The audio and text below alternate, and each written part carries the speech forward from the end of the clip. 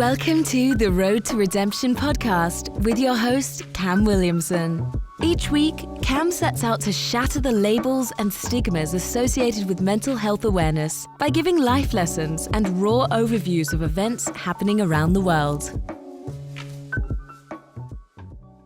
What's up, guys? Welcome back to this episode of the Road to Redemption podcast. I'm, as always, your grateful host, Cam Williamson, and it is my absolute pleasure to be back with you on this Friday. We got a lot to talk about. We got updates in the Neil Young, Joe Rogan, Spotify war.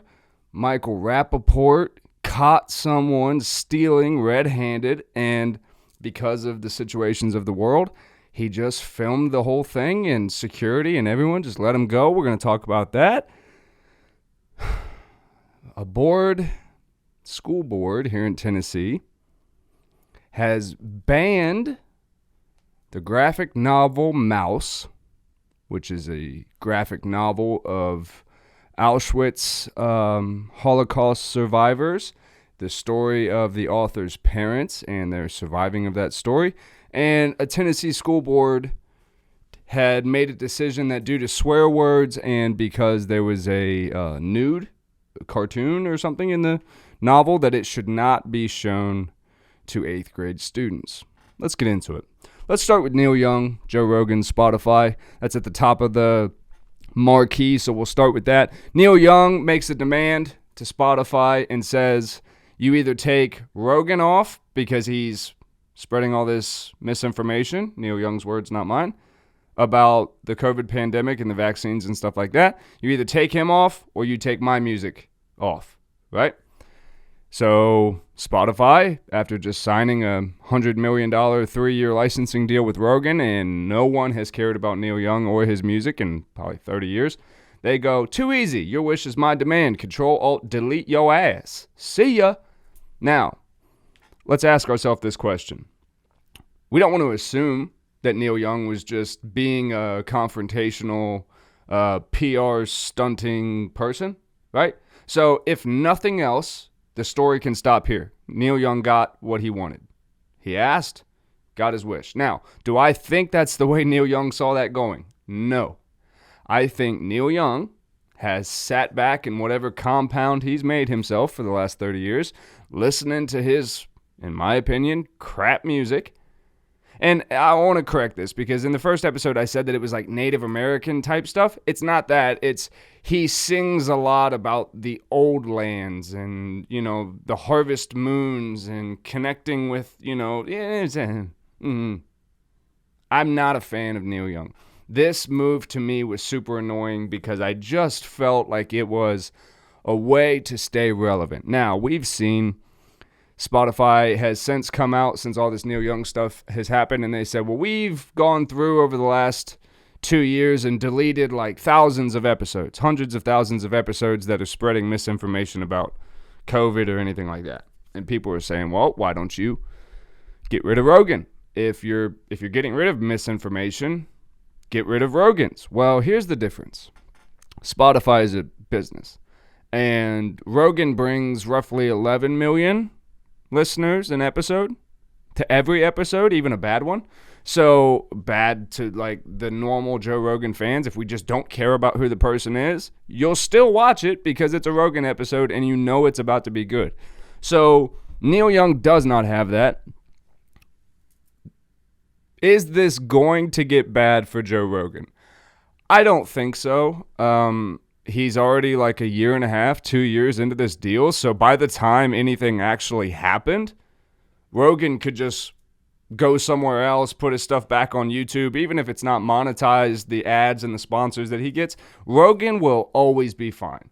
Rogan was kind of the front runner of talking about making fuck it money, where you can tell anyone, politicians, anyone, fuck off. I don't need your money. I don't need your support. Rogan has that. And again, the $100 million Spotify deal was not Rogan's only cash grab. He's selling out arenas with Dave Chappelle, and he's still doing all sorts of business deals with Killcliff and all these sponsors that he has, Athletic Greens and all this. You guys think he's just getting paid as any regular podcast advertiser? He's not. Not to mention, he's still doing stuff for the UFC. Now, he's doing that few and far between, but he's still doing it. So, guys, Rogan's going to be fine. The only way this goes even relatively bad for Rogan is if you get massive artists who are relevant, who drum up this idea that they want to take a shot at that as well. So if someone like Drake or Cardi B or Doja Cat or Ed Sheeran or Justin Bieber, if one of these people came out and said something, now I don't think they would, because I think they know that going at Rogan is just not going to gain you any fans. I think most celebrities are starting to get that the mass appeal of the majority of the human population, whether they like him or not, are going to listen to Rogan because they want to feel like they're not missing out. It's full FOMO in full force. No one wants to miss out on what happens with Rogan. You don't even want to not know who the most recent guest was, because you're going to go somewhere, hear about something that was said on there, and you're going to be completely misinformed on what's trending, Again, this is all by design. Rogan has just crushed the game, and he's now Saint Rogie. It's the best. All right, so Neil Young, you fucked yourself, bud. Hey, bud, you fucked yourself.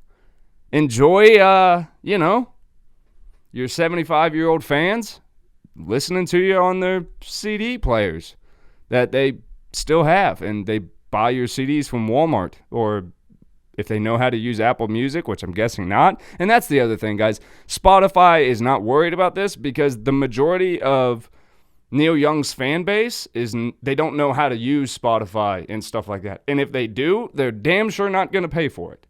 They're going to listen to it for free because they're not going to listen to that much Neil Young unless you're a diehard. Let's move on. Michael Rapaport was shopping in downtown New York City, which is where he's from.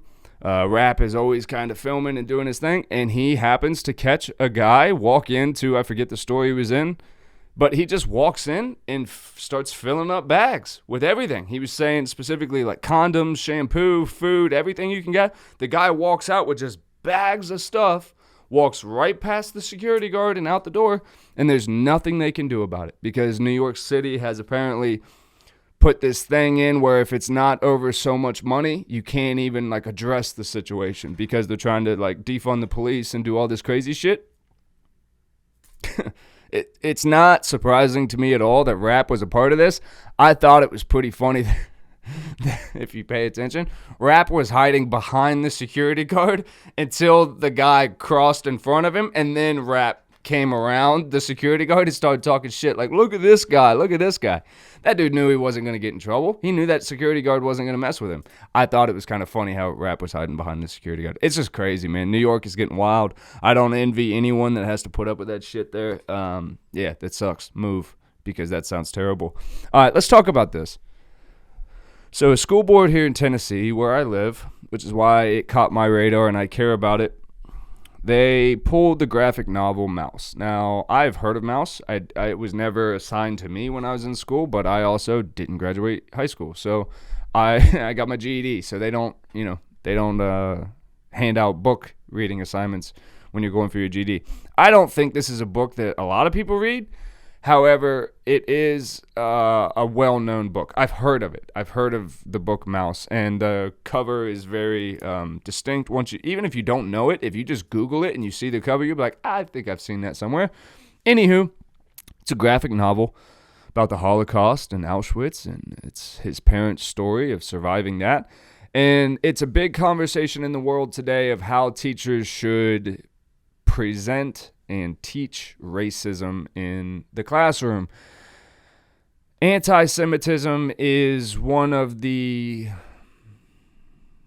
racist things that we deal with in this country that a lot like Asian cultures and Indian cultures, Jewish people have kind of had the reins taken off when it comes to making fun of them. It's never been a problem to make, until recently. It's never really been a problem to fake an Asian accent if you are, how many people used to tell ignorant ass jokes about like how Asian people's names sound and stuff like that. And it was not a problem at all. It's in the same way we used to joke about gay people and stuff. Everything used to be gay. Everything was gay. Everything, if you drop something, oh, fuck, that's gay. And you'd pick it up. Like, we were so not humanity-minded or compassionate-minded or kind to people. Let's remember, right? We are still, here in America, a very young country, right? 1776 to 2022. It's not that long. It's not that long. So we're learning at an expedited rate. I've heard rumblings that they want to take like slavery out of school. They don't want to teach slavery, and they don't want to teach that people own slaves. I don't think we're going to do any favors to anyone by acting like things didn't happen. We can look in our own family lives and realize that's not a productive way to move forward, right? If you just try to, the rug is specifically for sweeping everything under, that's going to cause a lot of problems. And it's also going to cause a lot of confusion because you're going to have a whole generation that is ignorant to the truth. So if the opposition to this book was that it had a swear word in it and that it had a cartoon or a picture of a naked person, depicting a naked person, well, let's not be so brash, right? Like, if we're talking about a public school, these kids have heard the language. They've have Google, and can see whatever is online on TikTok. A naked image isn't freaking anybody out, but also it's the reality of the situation. In Auschwitz, people were stripped naked, and they probably felt ways about that caused them to use strong language. So, have we done any favors to ourselves by not telling the God's honest truth about our past? I think we've done a lot of damage by not telling the whole truth about our past and how slavery happened and how it was ended and who was key fixtures in that, and how World War II definitely did shape a lot of things. And I think it's an important conversation to be had that anti-Semitism, or, making fun or discrediting the experience of the Jewish people, well, I don't think we should do that to anyone. I don't think we should do it to black people. I don't think we should do it to Asian people. I don't think we should do it to Indian people. I don't think we should do it to Irish, Italians, or Jewish people. I think we should listen, and we should want to listen to everyone's perspective. Now, am I saying that every piece of content, just because it's educational, is for every group? No.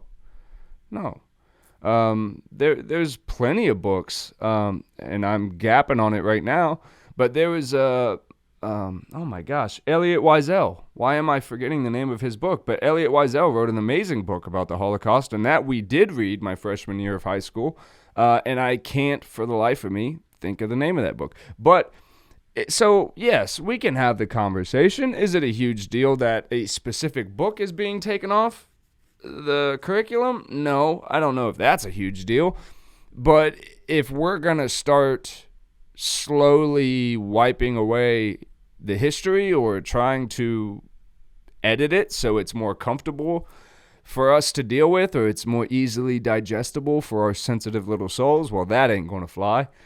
Because then those people just died for no reason. Because then we don't even get to learn the lesson from the tragic event that happened. So then you literally make all that suffering and all that completely worthless.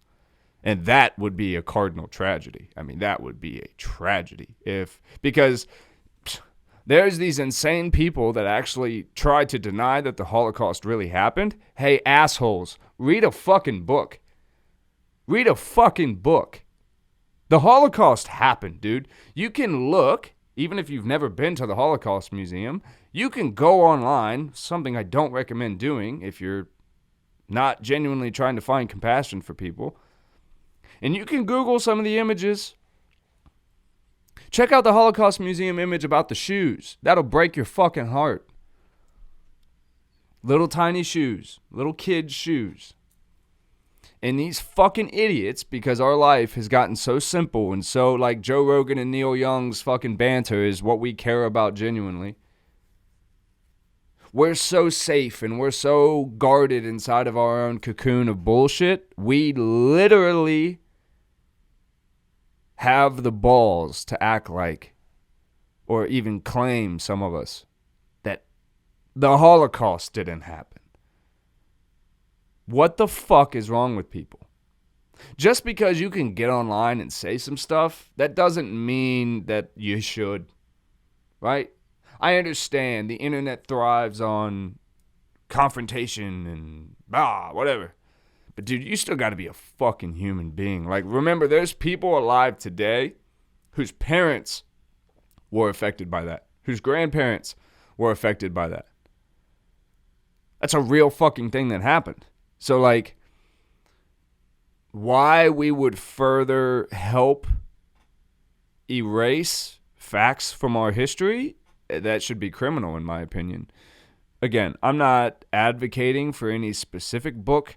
I'm not advocating for any author, especially one that I haven't read. But I will always advocate for truth and knowledge. And if sometimes truth and knowledge makes people a little uncomfortable, well, that's the fucking cross we bear, yeah? That's the cross we bear of progress. That's the cross we bear as the human, population, that we have to maybe be willing to get a little uncomfortable and hear some shit that makes you really genuinely feel bad inside. When you hear of the terrible shit that people do to each other, guys, it does something. And that could be hard for people to accept. So, I'm not going to sit here and speculate why the school board did what they did and ban that book, but I think we need to be careful, and I'm glad it's trending, because I think it's something that we need to keep a watchful eye on for sure. For sure. So, guys, don't get caught up in any bullshit. Learn about stuff. Know the real facts of what happened. Take the time. Invest. If you're reading a headline and you feel emotionally drawn to it, well, I hope you'll do the due diligence of actually researching what's behind it and see the transparency of what's actually happening, not just what's being drummed up so someone can get some clicks. All right, y'all. I love you so much. Head on over to the Road to Redemption podcast.com. We just updated that. Grab some gear, grab some merch, check out the old episodes. You could do all kinds of stuff there. And, we'll see y'all next week. I love you so much.